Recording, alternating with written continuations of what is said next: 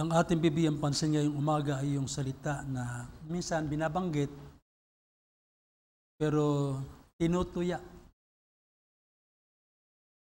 o may panunuya sa puso sapagkat ang dahilan ay ignorance or lack of knowledge.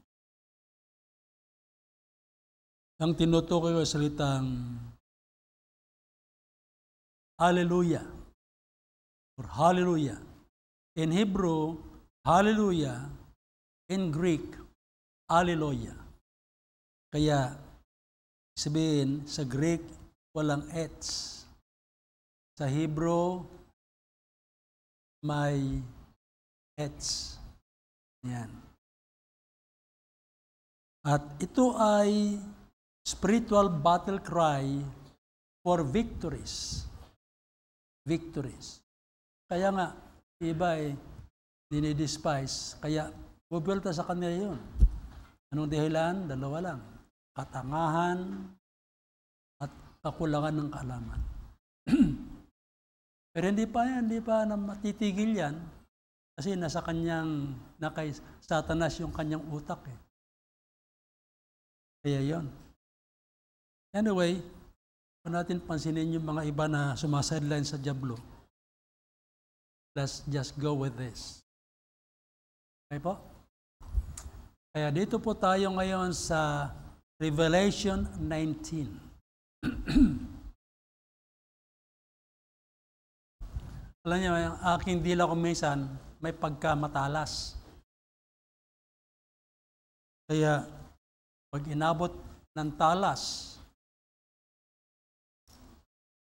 na hindi naman in-expect na gano'n natin, ayusin na natin ating mga sarili. Okay po, tayo na tayo.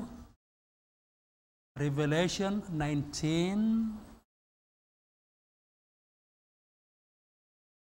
Nadako tayo sa ating pagbabasa nito. Ang ating gagawin ay, let's try to read this dito sa 6 verses together. Ready? And after these things, I heard a great voice of much people in heaven saying, Hallelujah! Salvation and glory and honor and power unto the Lord our God. For true, right, and righteous are his judgments, for he which did corrupt the earth with her fornication, and hath avenged the blood of his servants at her hand. And again they said, Hallelujah! And her smoke rose up forever and ever. And the 24 elders and the 4 beasts fell down and worshipped God that sat on the throne, saying, Amen, Hallelujah. And a voice came out of the throne, saying, Praise our God, all ye his servants, and ye that fear him, both small and great. And I heard as it were the voice of a great multitude, and as the voice of mighty thundering, saying, Hallelujah, for the Lord God omnipotent reigneth.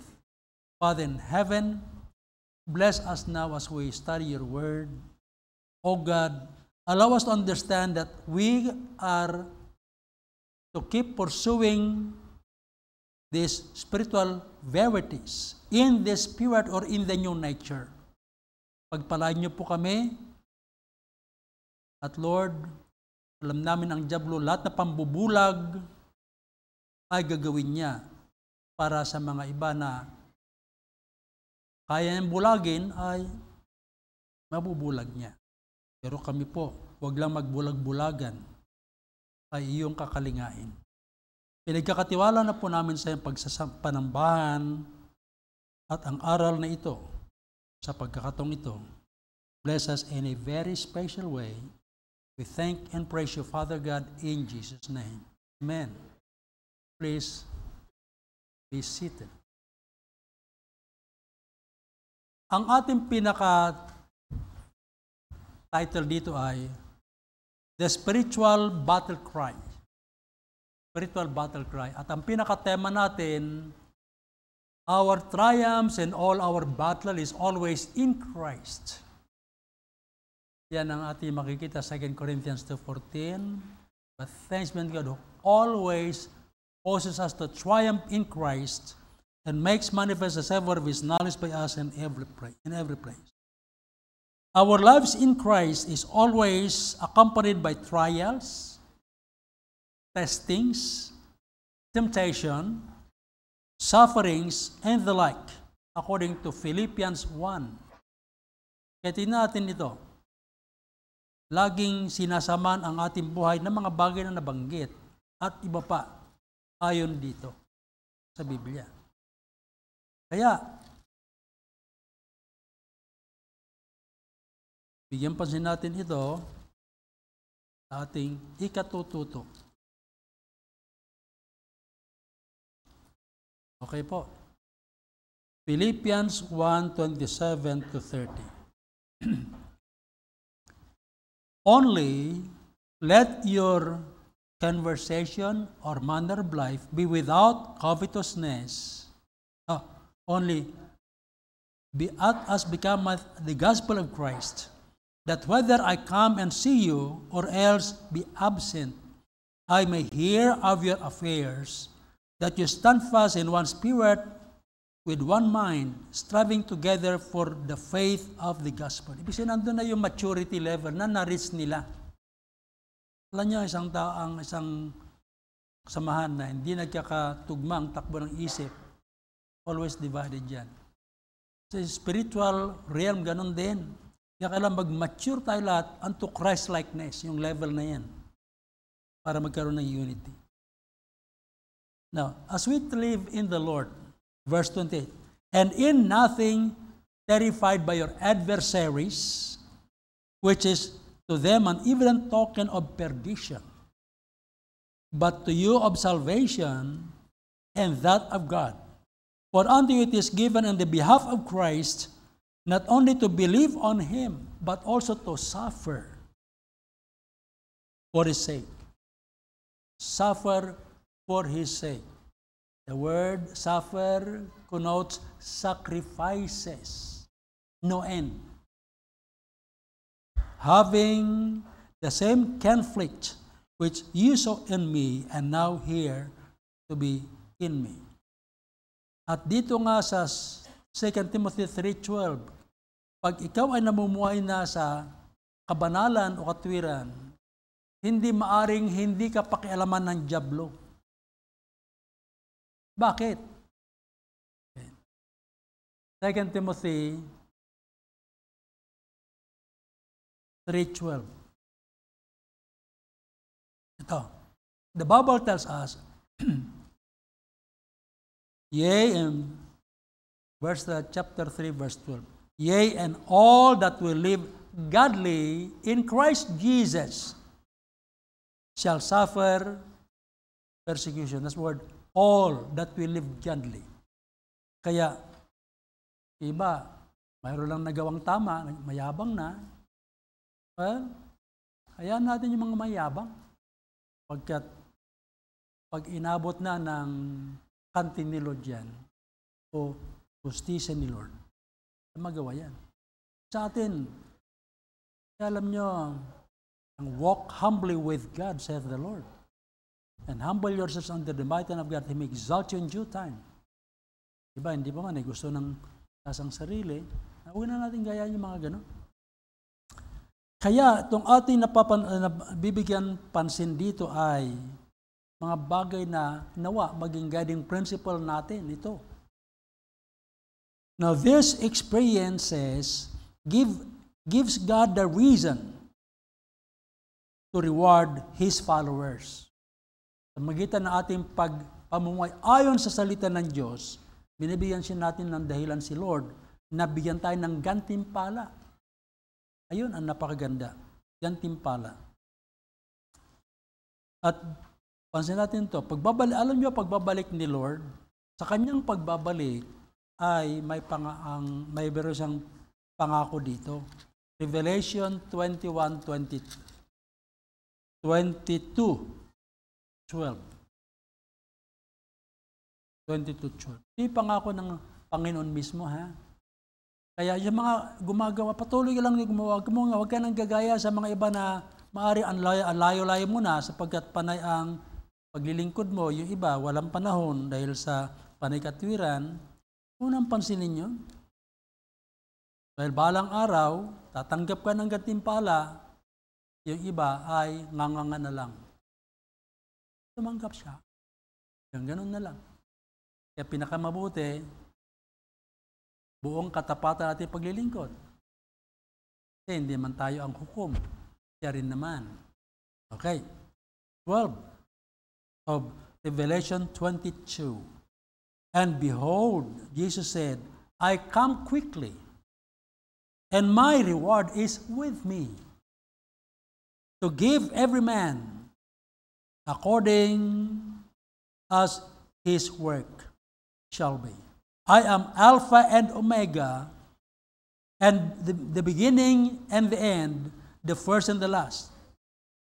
Blessed are they that do his commandments, that they may have right to the tree of life, and may enter in through the gates into the city.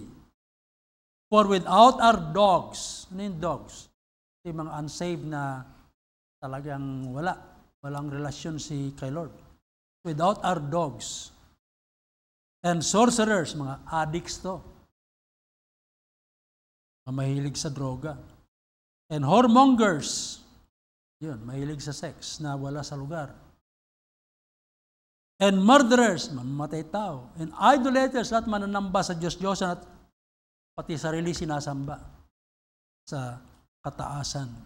And whosoever loveth and maketh a lie. So yun ang ating nakikita rito, na itong experiences na hinayaan ng Lord na ating daanan o gawin ay nagbibigay ng katwiran kay Lord upang i-bless tayo. Kung hindi tayo manghihimagon, kaya tuloy-tuloy lang. Anyway, alam nyo, pag nag-mature ka na, naintindihan mo na wala ka naman talagang ambag kundi pagnanasalan na gawin ng kalooban ng Diyos. Pagkat lahat na bagay, sa Lord manggagaling. Kaya nga, pag may ambag kasi tayo, tapos magyayabang tayo, di nakisosyo si Lord sa'yo o nakisosyo ka kay Lord. Hindi, alipin lang ang kalagayan natin. Amen? Alipin lang. At kaya man namang gawin, tamad ka, ay huwag ka nang umasa.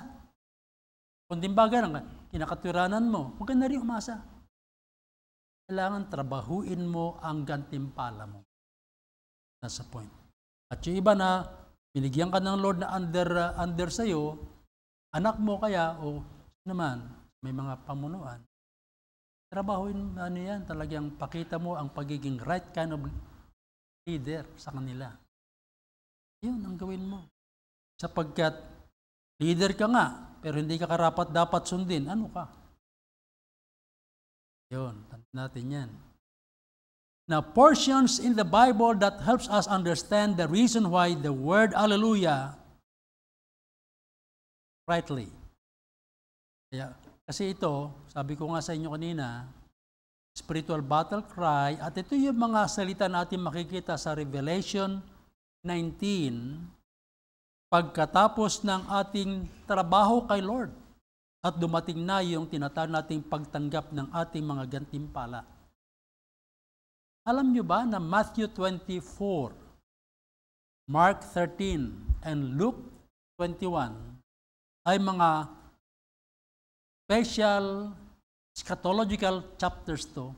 Sabihin, tungkol sa bagay na umuugnay sa pagbabalik ni Lord. Kaya nawa sa ating pag-aaral ay madagdagan yung iyong natutunan, praise God.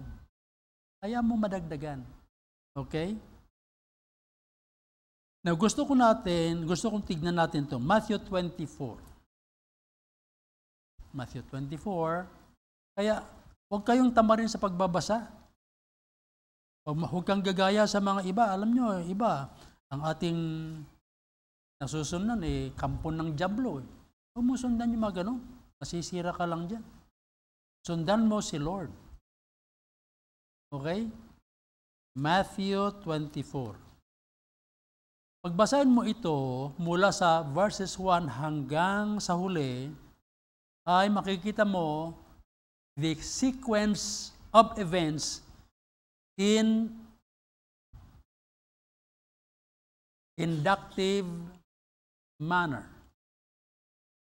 Or makikita mo yung mga pangyayari na darating one after the other at makita mo yung order of events. Ngayon, kayong iba, pag hindi man na-enjoy ito, ay hindi man nagbabasa ng Bible gaano eh. And by the way, sa pagbabasa, sabi ko, kasi nabasa ko ito nung nandun ako sa, sa Real. Pinabasa, mga bandang asingko. Itong asingko. Tinignan ko, in 73 days, nabasa, cover to cover. Ngayon, kinabukasan, nandiyo ulit cravings, magbasa. Kasi ang ginagawa ko niyan, babalik sa Revelation, the whole of Revelation, Matthew 24, Luke 21, yung Mark 13, yung area kung saan yung eschatology, etc. Pero wala. Binalik ako ni Lord na simulan uli. Kaya, before 5 o'clock ng asais, sinimulan uli. Ibig sabihin, kasi gusto ko rin matuto eh. Alam nyo, gusto ko yung matuto, samantala ang diablo, busy na alisin ang pagnanasa sa isipan natin. Pero salamat kay Lord. Talagang nasa next cover reading naman tayo. Kaya, you've got to have a mindset in relation to that. Kaya itong mga nababanggit ko sa inyo, kasi kabasa mo na block reading, ay nantindihan ko na ito, hindi pala pwedeng katulad ng ginagawa ng iba na parang padampot-dampot. It must be studied in a chronological manner. Sunod-sunod. Kasi the chronology of events is herein done by the Lord and presented by the Lord. Kaya ganun lang. Anyway, sa kababasa nito, dumating yung pagkataon na pinaintindi sa atin. Sa akin, ay sineshare ko na rin sa inyo ang tungkol sa area na ito. Now, let's go to verse 31. Itong 24:31 of Matthew, and he shall send his angels with the great sound of a trumpet, and they shall gather together his elect from the four winds from one end of heaven to the other. Ito yung preparatory for rapture. Now, 32. Now learn a parable of the fig tree. That's why I'm reading to learn. When his branch is yet tender and putteth forth leaves, you know that summer is nigh. Yung mga signs na. And verse 33, so likewise, ye, when ye shall see all these things, know that it is near, even at the doors. Kaya pa nakikita yung mga tanda na ito, mga signs na ito, malapit na dumating si Lord. Hindi sabi na, andyan na. No, malapit nang dumating si Lord. 34.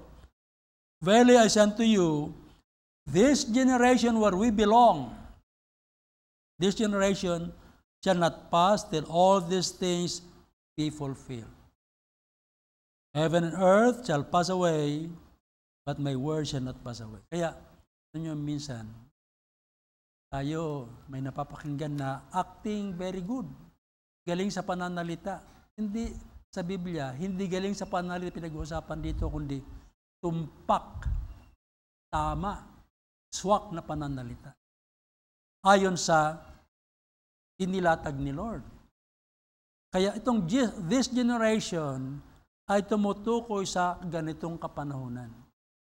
At ito, habang itinutuloy natin ang pagbabasa kasi nito, abot nga nun sa sending of angels to reap. Kaya ito ay magkakaroon ng katuparan ayon sa katakdaan na pinanukala ng Panginoon noon pa. Na magandang bigyan pansin itong Luke 21. Gusto ko makita natin to. Kasi narito yung mga ibang tanda na very notable at madaling maintindihan.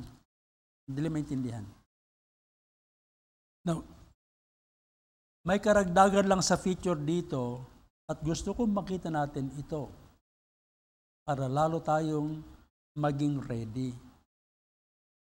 Now, ito ang isa sa tanda na itong pagbabalik ni Lord ay nakikita mo na the world is being prepared. Luke 21:20.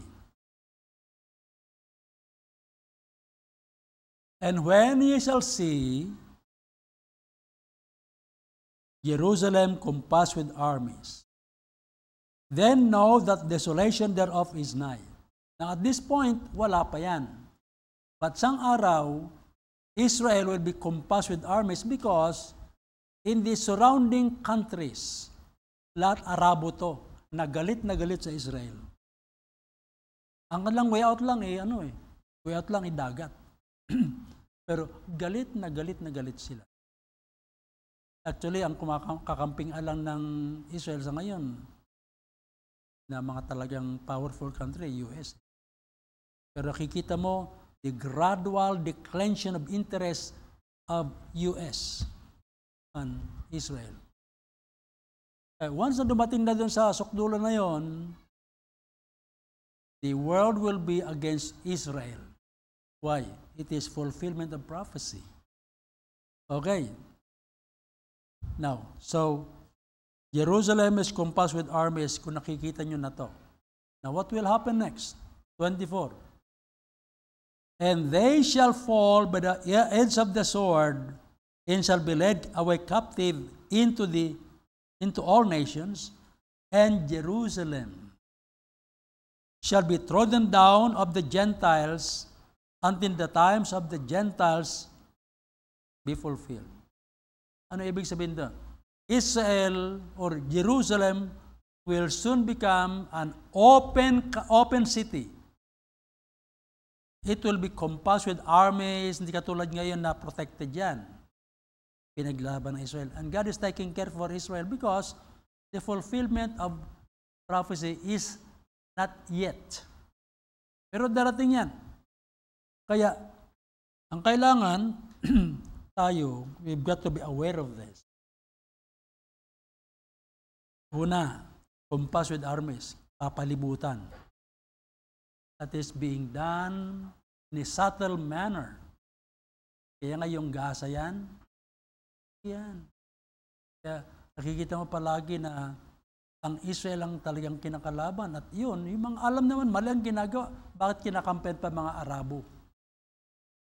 It's because of what has been prophesied. Na ito naman ay hindi pa umaabot doon. Pero patungo na doon. Ngayon, dumating na. When that time comes, Israel or Jerusalem will be an open city. Wala pamamahala ng mga Hudyo doon. Tapos na. Because God loves the Jews as a nation, although He loves believers, yun galing sa Hudyo, na katulad natin. Yung mga nasave na tulad natin, ang kanilang salvation, yun ang kaisa natin. Pero yung mga Hudyo, niyayabang yan. Anyway, binabatid ko na lang sa inyo mga bagay-bagay para lalo kayong aware din. Okay, let's go to 28. And when these things begin to come to pass, then look up and lift up your heads, for your redemption draweth nigh. Nangyari na ito, malapit na ang iyong rapture. Okay. And He spake to them in parable, behold the fig tree and all the trees. Alam naman natin yung autumn or fall and then springs, mga ganyan. Well, kung ang fig tree, pagkatapos ng summer, magsimula ng yayabong yan, magkakadahon, yung fulfillment ng Israel, ang pinag-uusapan dito na pag ang fig tree talaga umuusbong na, etc., etc., at ito ay inirate natin sa spiritual, malapit na ang Israel na talagang abutin ito mga nababasa natin. Kasi mga kaganapan na sinasabi, eto na. Actually, sa ngayon, sabi ko nga, hindi pa, pero it will come. Yun nga lang, it takes time for us to wait. Meanwhile, pagpapalakas, kaya ang ginagawa natin, pagpapalakas lang eh. He that knoweth his Lord's will and prepare not himself shall be beaten with many stripes. Pero iba na alam na, shall be beaten with few stripes. Beaten pareho. Okay, anyway. Let's move on. Kaya pag sinabing fig tree during springtime, ay doon mo makikita na ang Israel ay ayan, kikita mo na yung kanyang yung fulfillment ng prophecy. Lapit na. Okay, 30. When they now shoot forth, pag-usbong na, ye see and know in your own selves that summer is now nigh at hand.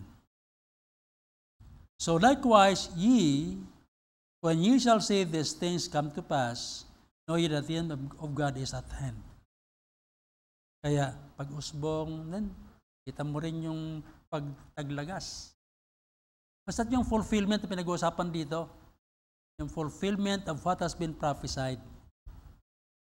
Kaya, yun yung magaganap at ang kaganapan niyan ay tanda yan na malapit nang dumating si Lord.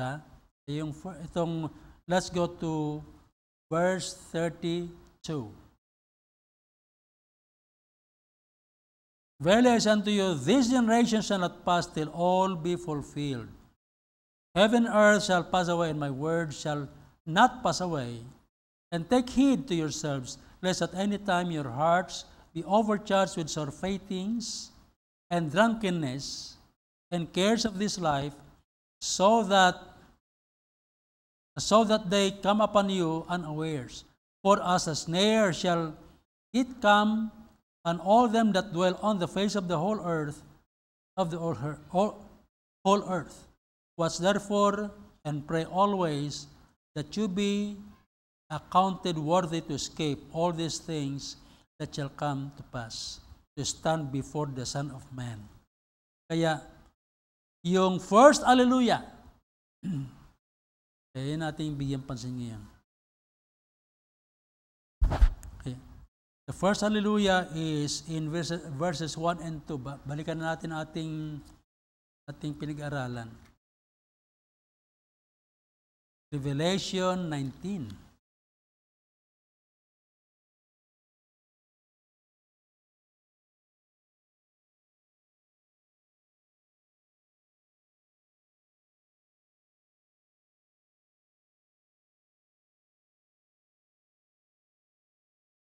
Okay. Verses 19, 1 and 2, or verses 1 and 2 of chapter 19. And after these things I heard a great voice of much people in heaven saying, Hallelujah! Salvation and glory and honor and power unto the Lord our God. For true and righteous are his judgments, for he hath judged the great whore which did corrupt the earth, and with fornication, and hath avenged the blood of his servants at her hand. Okay. Number 1, the exaltation of the Lord. Ma-exalt na si Lord pag ito ay naganap na. Kaya the word The first description of hallelujah here is the exaltation of the Lord. Kaya ang ating makikita. Now, in Philippians 2 natin.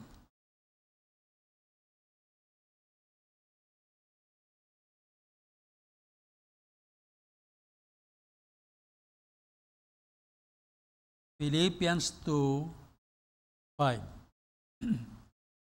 Sa 2:5.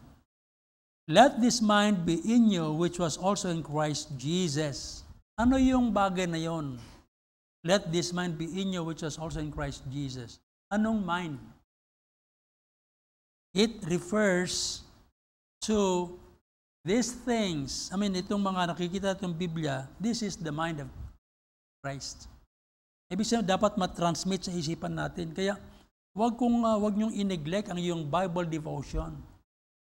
Kaya nga dito, 7 chapters tayo iba, ang hirap. Talagang hirap na hirap. Sa totoo lang, lahat naman tayo hirap. Pati ako hirap din. But we can only have a sustained Bible devotion for Jesus' sake. At yung iba na, kung minsan, kabasa ng konti, para may utang na loob pa ang Lord,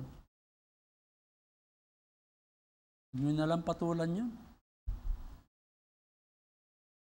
Ano na lang, ang gawin mo ay maipagpatuloy ka sa pagbabasa. Well, again, gusto kong maipaalala sa atin na it talks about exaltation of the Lord. Let us exalt the Lord. Kaya sa mindset natin, itaas natin palagi si Lord. At ito, yung mga nangyayari natin binasa kanina, na pag ito'y nangyayari na, lapit na. Pero hindi pa dyan na. Malapit na. Kung kailan ito isa katuparan ni Lord, yan na bahala. Ang mahalaga, preparation sa panig natin. Okay. Now, may mga bagay na marahil may conflicting situation. Tignan nyo muna. Okay. Verse, yung ating binigyan pansin, dito sa bagay nito, Philippians 2, who being in the form, 2:6 na.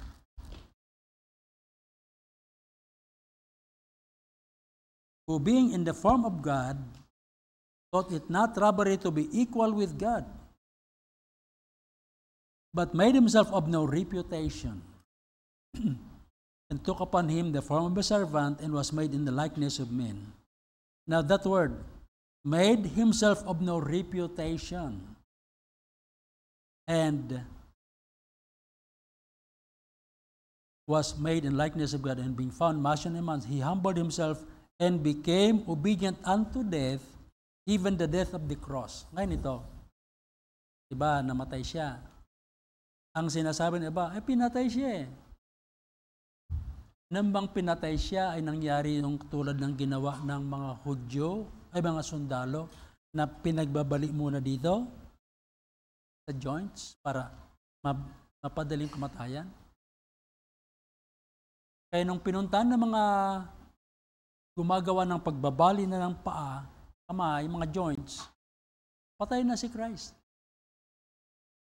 Kaya, ibinigay niyang kusang kanyang sarili ayon sa kanyang timetable. Sa paningin ng iba, ay para bagang pinatay siya. No. He was not killed by anybody. He gave himself. Kaya nga, he gave himself a ransom for many. Kaya gano'n nangyari upang makita natin na hindi siya pinatay, kundi tingin lang natin pinatay, pero hindi siya pinatay. Siya ang nagkusa, nag-alay ng sarili. Okay. Kaya sa pamagitan ng mga bagay na atin natutunan, lalo tayong dumudunong. At yun ang nangyari. He became obedient unto death, even the death of the cross. Doon nga alata tayo namatay. Saka siya tinanggal pababa. Yun ang nangyari. Now, verse 9, wherefore God also hath highly exalted him, and give him a name which is above every name, that at the name of Jesus every knee should bow, of things in heaven and things in earth, and things under the earth, and that every tongue should confess that Jesus Christ is Lord, to the glory of God the Father. Andun yung exaltation. He died to redeem mankind. Now, gusto ko rin makita natin itong punto na may ugnayan din dito, sapagkat yung pagiging righteous, itong sa verse 2, chapter 19, verse 2, for the true and righteous are his judgment, for he had judged a great whore. Whore spiritually refers to a group, a big group na nagpapatakbo. Na ang binabanggit dyan ay RCC. Anyway, let's go to Matthew 6:33. Note the word righteous.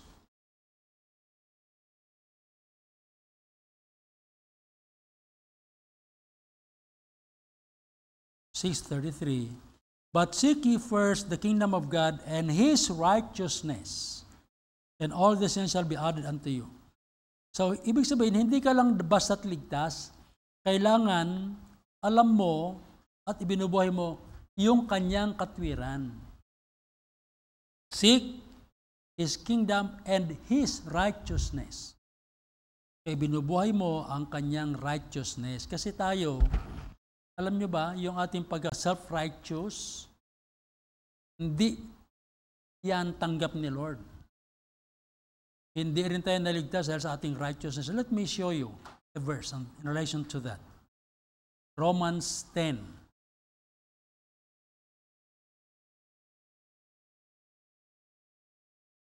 Ang tao kasi na self-righteous, siya ang parang nagdidikta kay Lord. Okay. 10 verse 3. For they being ignorant of God's righteousness, for not reading or for reading without understanding, and going about to establish their own righteousness, yung self-righteousness yan, have not submitted themselves unto the righteousness of God. Kaya ang tao na self-righteous, hindi magpapasakop yan. Verse 4, for Christ is the end of the law for righteousness to everyone that believeth. Kaya faith is to be the basis of Christ's righteousness. Kaya yung iba po, yung kanilang faith, kasi yan ang tama eh. In my conviction, mga ganong style, conviction ng kulang ng kaalaman sa Bible. Kinakailangan, we've got to depend on the faith of Jesus Christ. Okay, naglagan natin para lalo tayong maging matatag. Psalm 97. 97. Okay, 97, 1 and 2. And the Lord reigneth, let the earth rejoice, let the multitude of isles be glad thereof. Clouds and darkness are round about him, righteousness and judgment are the habitation of his throne. Now, this righteousness is not man's righteousness, but God's righteousness. Be the habitation of his thrones. And then, Acts 17. Acts 17.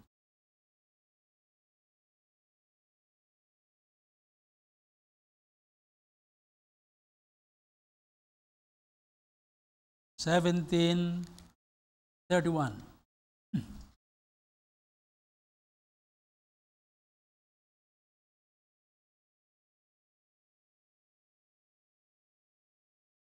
Because he hath appointed a day in the which he will judge the world in righteousness by that man whom he hath ordained, whereof he hath given assurance unto all men, in that he hath raised him from the dead. So he'll be judging the world on the basis of God's righteousness. Yun. And then, let's go to Colossians 1:18. Colossians 1:18.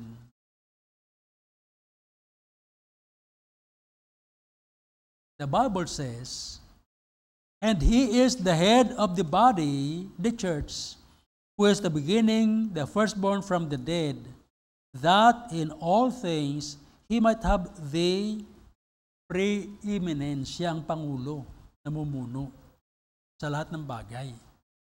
Kaya, minsan, attitude nga na due to lack of knowledge, ang tao gusto ng popel din, bumida din. Well, you go with God's Word. Okay. Another point that we should consider is the second Alleluia. Sige, let's go na to the second Alleluia. Una, nabasa natin yung first Alleluia. Itong second Alleluia ay ating tignan sa verse 13. 3. Itong verse 2 ay ambangan ang siya naghiganti sa mga umaapi sa atin. Umaapi sa atin. Yan. Verse 3, and again they said, Hallelujah, and the smoke rose up forever and ever. And the 20 elders and the four beasts fell down and worship God that sat on the throne, saying, Amen, Hallelujah. Point number 2 is, second Hallelujah, the celebration for the ultimate triumph. Okay, why? And again they said, Hallelujah, and her smoke rose up forever and ever. Kaya, sabi ko nga, spiritual battle cry ng mga believers ito. At nakikita natin dito sa Bible. Kaya, the celebration for the ultimate triumph. And note, when did the disciples celebrated according to Acts 5:41? When did the disciples made celebration according to 5:41? Kailan sila nag-celebrate? So, let's go to Acts 5:41.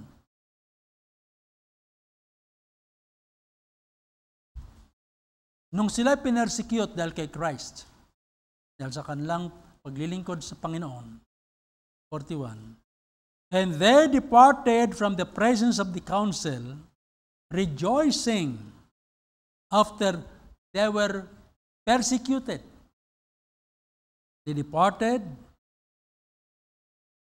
and they were accounted worthy to suffer shame for His name. Kaya, nagsiselebrate sila sapagkat they were counted worthy to suffer shame for Jesus' sake.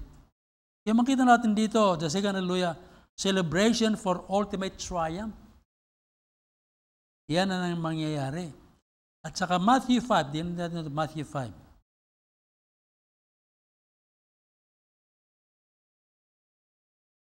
Matthew 5, banyan na kayo? Say amen. O, iba sa inyo, wala na. Umiimik, busog, hindi, gutom pa rin. Mag-alala. 5, 10, 11, and 12.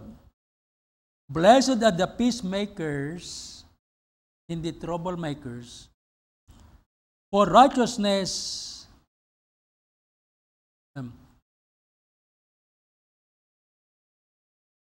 5:10. Blessed are they which are persecuted for righteousness' sake, for theirs is the kingdom of heaven.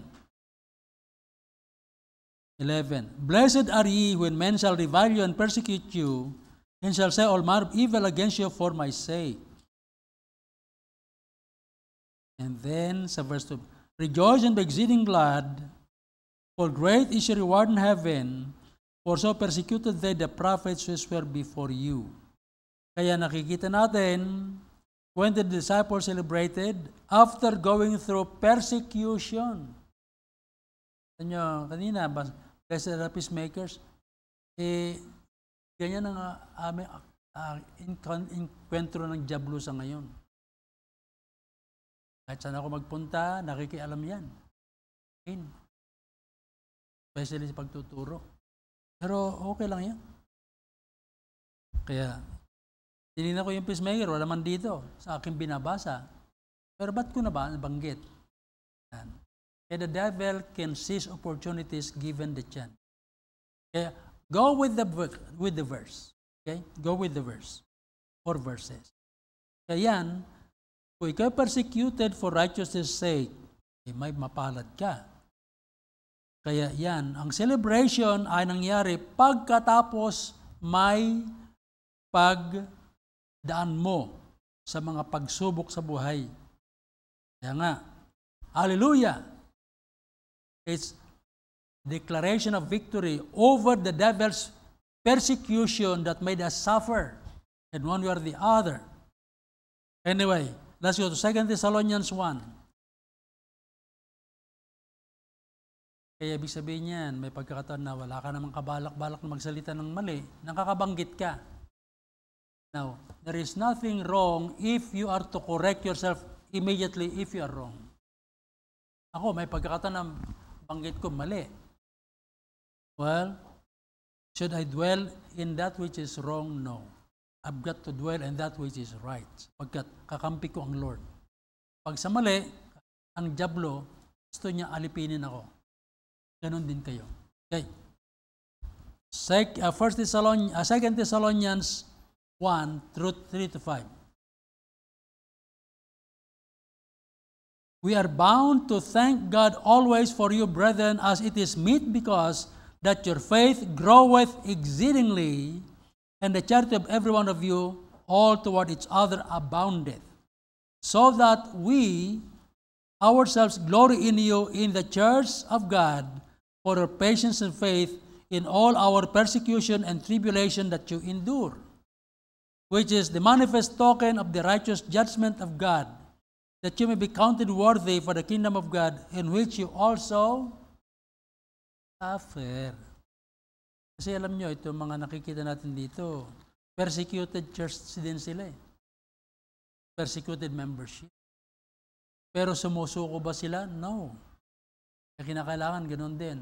Sa akin talagang sa ating buhay at sa ating pagmeministeryo, nakikita natin yan palagi, hindi tumitigil yan ang kalaban. Ngayon, gusto mo ng celebration? Giyera muna. Amen ba? Makipag-giyera ka muna. At huwag kang manangan sa sarili mong karunungan. Pagkat kung ikaw ay aasa sa sarili mong karunungan, nadyablo ka na. Kailangan karunungan ni Lord ang asahan mo. Kaya nga, let this mind be in you which was also in Christ Jesus. Anong mind na ito? Ito ang Biblia. Now, let's go to our text. Ikatlong hallelujah na tayo. Okay, ikatlong hallelujah. Verse 4. And the 24 elders and the 4 beasts fell down and worshiped God that sat on the throne, saying, Amen, Hallelujah. Yung unang hallelujah ay exaltation. They exalted the Lord. Number 2 ay celebration. Celebration for ultimate victory. Number 3, itong ikatlo ay adoration. Adoration to. Now, if we say adoration, it talks about respecting and honoring the Lord. That is what adoration means. And that was the thing they did exactly. Bakit? Actually, sa pagkakataong ito, tapos na giyera eh. Tapos na giyera. Okay, natin ha. In Revelation 4, tingnan natin itong bahaging ito.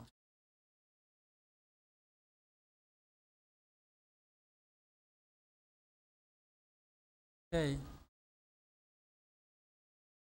Revelation 4, 8-11. And the 4 beasts had each of them 6 wings about him, and they were full of eyes within, and they rest not day and night, saying, Holy, holy, holy, Lord God Almighty, which was and is to come.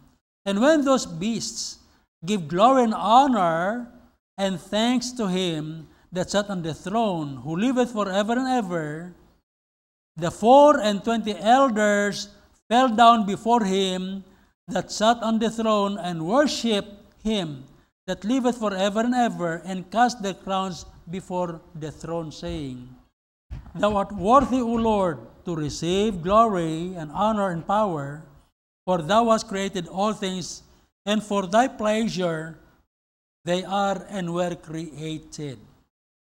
Kaya ano nakikita natin dito? Nandun na yung glorification of the Lord.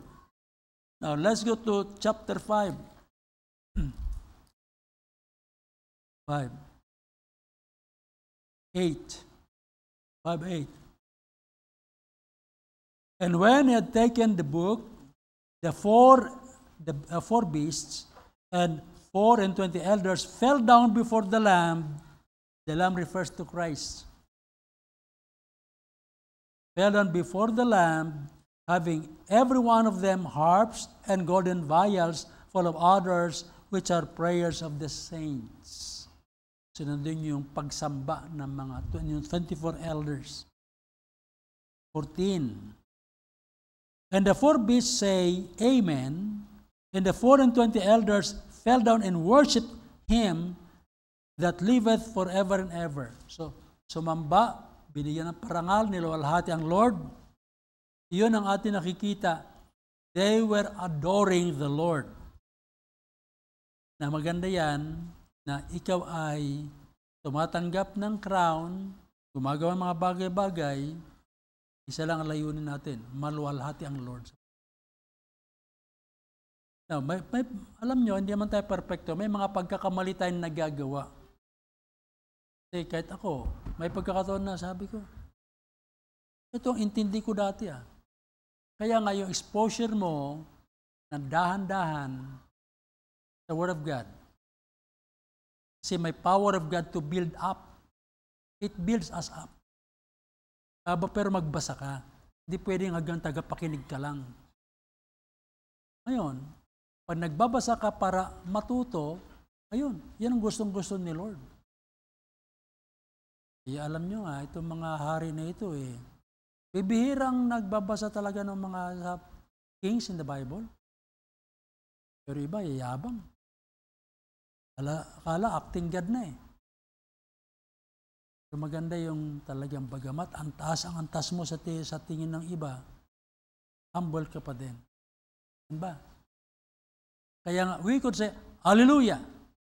And it is an expression of honoring God, glorifying God, praising God, worshiping God, etc. Ayan. Now, let's go to this area na binasa natin at itong 1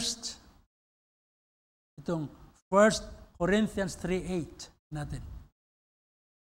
Now he that planteth and he that watereth are one, and every man, take note, shall receive his own reward according to his own labor. Yung malinis na pag tinatrabaho mo talaga.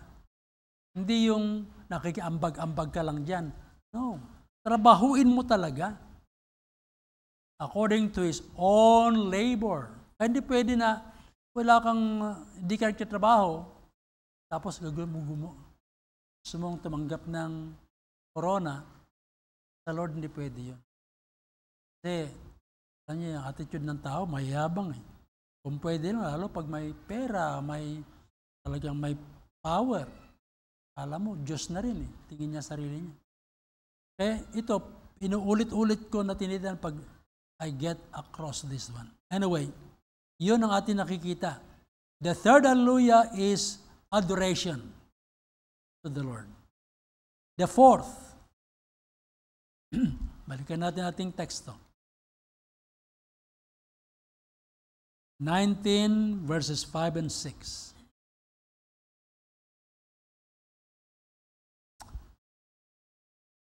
And a voice came out of the throne saying, Praise our God, all ye his servants, and ye that fear him, both small and great. And I heard, as it were, the voice of a great multitude, and as the voice of many waters, and as the voice of mighty thunderings,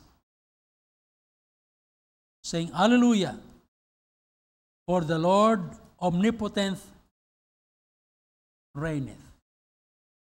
The fourth Alleluia, the glorification of the Lord. Ipinapakita rito yung kanyang kapangyarihan, kaluwalhatian. Kaya nga actually binasa natin sa 1 Corinthians, Revelation 5 kanina, 8 and 14, it was read previously, ay nakikita natin dito yung bagay na tutulong sa atin upang magawa natin may bigay yung nararapat lang sa Lord. At yun nakikita rin natin ang ginagawa ni Lord. Okay ha? Let's go to Revelation 5:8. Balikan natin.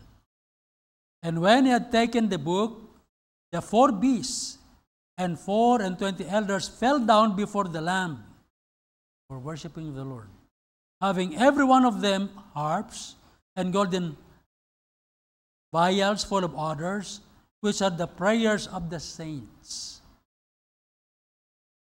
Kaya ibig sabihin, yung mga sumasagisag ng panlangin natin, yun, ang pinapakita rito. Na verse 14, and the 4 beasts said, Amen, and the 24 elders fell down and worshiped him that liveth forever and ever. So, nandun yung attitude na tanggap-tanggap kay Lord. Ganun din sa Revelation 4, 10 and 11. Now ito, yung itong ating kita na fig tree. Pag ito ay nagsasanga na, mumulaklak tumutubo na yung nagbibigay buhay na. Ibig sabihin, yung presentation ni Lord dito na nagaganap na yung mga dapat maganap. Ibig sabihin, ay lapit na dumating si Lord. Kasi ang presentation na dito yung mga events that will happen. Parang pagsibol, events that will happen. Sa ibang presentation, pa naman yung pamamaraan. Kaya the Lord uses so many ways to present the truth.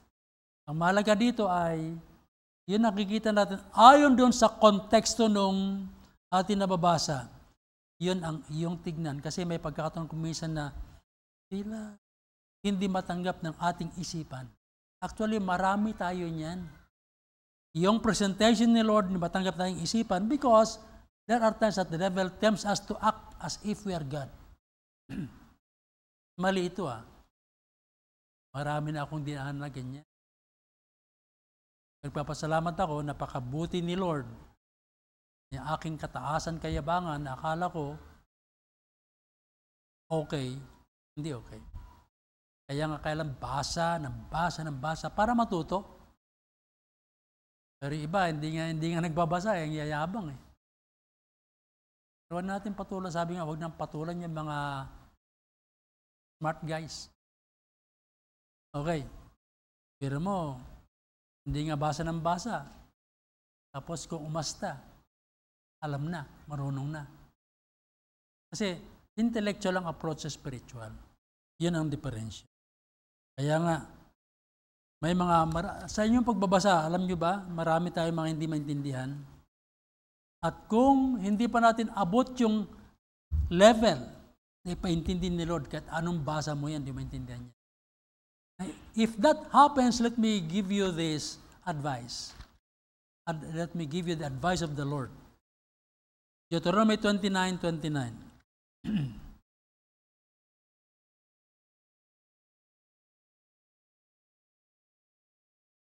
Okay.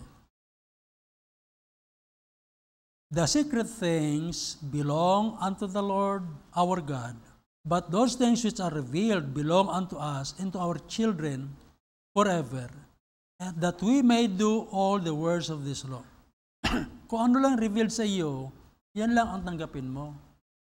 Huwag mong piliting parang intindihan mo na hindi mo na maintindihan. Huwag mong pilitin. Kasi yun lang binigay sa iyo eh. Okay. Pero makikita mo rin kung para sa iyo yan. Anyway, the fourth hallelujah, the glorification of the Lord. Ano yung una? The first hallelujah, exaltation of the Lord. Number 2, the celebration for the ultimate triumph given by the Lord. And then third hallelujah, adoration to the Lord. And number 4, the glorification of the Lord. Sama ng worship, exaltation, and etc. Now in verse 6, in verse 6, and I heard as it were the voice of great multitude, as the voice of many waters, and as a voice of mighty thundering, saying, Hallelujah, for the Lord God omnipotent reigneth. Kaya nga glorification kasi naghari na si Hari, King of Kings and Lord of Lords, who is none other than the Lord Jesus Christ. Kaya siya itong talagang bigyan ng glorification and celebration. Kaya natin na bigyan natin sa Kanya yung kabuuan. Kasi wala man tayo naintindihan eh. Alam niyo ba kung bakit nakakaintindi tayo kahit papano? Biyaya lang ng Diyos. Wala man talaga tayo may pagmamalaki. Kasi kung may kakayanan tayo, alam mo bang Holy Spirit? Hindi na. Gamitin mo lang to. Yun nga lang, Satanas pala ang nanlilin lang. Hawak niya tayo. Unsaved pa pala yun. Kaya yung mga unsaved, dunong-dunungan yan. As if they know everything. Kaya nga, sa exhortation natin, 1 Timothy 2:5. 1 Timothy 2:5. Babanggit ko yan sapagkat sabi ni Paul, I know nothing of myself. Yan attitude ni Paul. 2:5.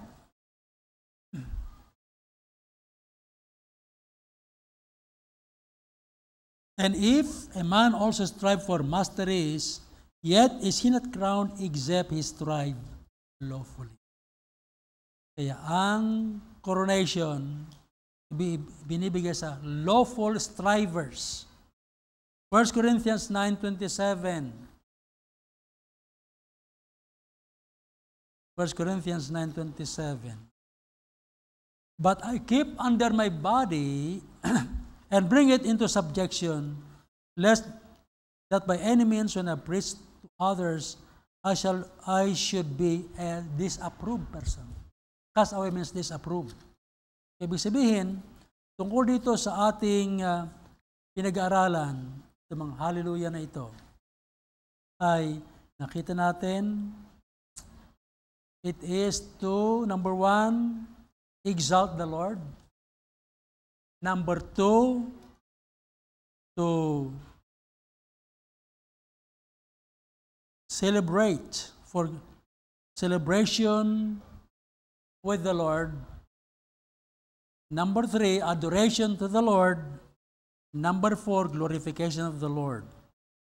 Kaya, it means, bigyan natin sa Kanya, the Lord our God omnipotent reigneth. Ay ang tanong, tayo ba ay mayroon ng experience na tinanggap tayo ni Lord? Bahagi tayo dito kung tayo magpakatapat. May mga pagkakataon na mag-iiyakan lang, hanggang doon lang. Iyakan because they failed the Lord. Dunung-dunungan, etc., etc. Kaya hindi nagbabasa ng Bible the way they should. Papasalamat tayo kayo nagbabasa. Hindi ko alam kung ilan ngayon na nakatapos ng kanyang 7 chapters kahapon. Amen na ba? Yung naka 7 chapters kahapon? Tuloy-tuloy nyo lang yan. Mukhang mas maraming amen sa lalaki, sa ladies. Amen din ba? Agyang Kasi alam niyo, minsan, sa akin, yabang din. Wala akong panahon. Ano kaya ako sabihin na Lord? Wala akong panahon sa iyo, yabang. O kaya ba, akala mo, mas maganda pa sa... Well, huwag magyabang. Okay? Kaya, sabi ng iba, laging binabanggit ni Pastor yung salitang mayabang. Kasi mayabang din ako eh. I'm preaching to myself. Amen ba? Mayabang din ako eh. Kala nyo kayo lang mayabang? Mayabang din ako. Kaya nga, sa tingin ko nga ako'y mautak eh. May utak, pero hindi mautak. Ang tama. Okay. Pero ang malaga, tayo lahat ay may katiyakan ng kaligtasan. At kung sino man ang wala pang katiyakan ng kaligtasan, it's time for you to make that decision because decision determines destiny. We ought supposedly to become a part of this group who will exalt the Lord, who will adore the Lord, who celebrates with the Lord, and glorify the Lord and worships the Lord, and enjoy eternally with the Lord. Kaya sa ngayon, yung iba sa atin, kung wala pang katiyakan, dapat magkaroon ka ng katiyakan. Kung wala ka pa. Kung maroon ka na, bagamat ang hirap kung minsan, lumabang ka. May pag-asa tayo. Amen? Kaya heads bowed please, I closed. Alam niyo, simple lang kung gusto mong ng langit, dapat maintindihan. Number 1, admit that you are a sinner before God. Ang pagkatao natin, kasalanan to. Ang pagkatao. Ayon sa Biblia, all have sinned and come short of the glory of God. Number 2, aminin mo na gumagawa ka ng paraan para pumunta sa langit, pero hindi nangyayari. Number 3, aminin din natin na talagang kahit anong gawin natin ang nangyari, kaya mag-repent na tayo. Lord, I'm repenting. Pag sinabing, I want to change my mind with yours. Number 4, receive Jesus as your Lord and Savior today. If you are to receive Jesus as your Lord and Savior today, binibigyan mo ng buhay mo na palpak sa Kanya para ilagay niya sa ayos. Pero ang tanong ko, mayroon kaya sa dito na umaamin na siya makasalanan? O lagi siyang tama? Na pinag-usapan natin ito, righteousness ng kalangitan, ha? The righteousness ng sanglibutan. Kaya mayroon ba rito, Pastor Padua? Ako, tingin ko sa sarili ko, matuwid, pero kung tanungin mo ako ba'y mamatay sa lahat ako pupunta? Wala akong katiyakan yan. Pero gusto kong makatiyak, Pastor. Ngayon, umaga. Pagkat noon, on and off yung tingin ko eh. Pero ngayon, gusto ko na makatiyak. Mayroon ba rito, Pastor Padua, gusto ko nang makatiyak kung ako'y abuti na tao ng kamatayan. Gusto ko na ng langit para ma-enjoy ko yung tungkol sa ating pinag-aralan, glorification of the Lord. Mayroon po ba rito? May pagnanasa na, Pastor, gusto ko nang makatiyak na ako'y mamatay sa langit pupunta. Mayroon po ba? Okay. Ngayon, ito ang gawin natin. Pastor, I will spend time studying the book, the Bible. Gusto kong makasama sa mga nakikipag-celebrate kay Lord. Gusto kong makasama sa nag-exalt kay Lord. Gusto kong makasama sa mga na sumasamba kay Lord. Gusto kong makasama sa mga gumagawa ng kalwalatian ni Lord. At kung yan ang desire mo, samahan mo ako sa pagtayo. Bago tayo manalangin. Kung yan ang desire mo. At ipagpatuloy mo. Pagpatuloy mo. At huwag mong tantanan pagbabasa ng salita ng Diyos mo. Kaya patungo sa langit, huwag mong tantanan yan. Itin ko ha. When you say hallelujah, you are exalting the Lord. Number 2, when you say hallelujah, you are celebrating for the triumph of the Lord. Number 3, if you say hallelujah, you are adoring the Lord. Number 4, If we say hallelujah, you're glorifying the Lord. If God's dealing with you, it's time for us to go to the Lord in relation to this. Father in heaven, narito po kami. I don't need to give an invitation at this moment. But let those who are struggling against humility and pride and arrogance, grant us the spirit of humility, Lord, and help us to spend time reading the Bible. Lord, the devil is deceiving us at times not to read the Bible the way we should. Forgive us, Father God, and allow us, Lord, to keep spending time worshiping you, desiring to be taught. Tulungan nyo kami na makapamuhay na katanggap-tanggap. Turuan nyo kami palagi. At Lord, salamat po. Pagkat as I preach on these things, I'm also preaching to myself. Kaya nagpapasalamat po kami. At kung sino man po ang may pagnanasang makatiyak ng kaligtasan o matanggap ang pangako niyong kaligtasan, tulungan po ninyo. Pinagkakatiwala po namin sa inyong lahat na ito. And all this we pray in Jesus' name. Amen. Song reader. Now, yung ba ibasa nyo na, alam nyo, minsan, ipabaya tayo, mag-get right ka kay Lord. Ayusin mo na sarili mo. Huwag mong hayaan na ikaw ay nagigimisto lang laruan. At huwag ka maging mapagmataas din. Pati ako. Okay? At this moment, so may pagnanasa maligtas yung iba, tanungin natin, baka may pagnanasa. Tulungan natin. Okay? So at this moment, we're going to have a song.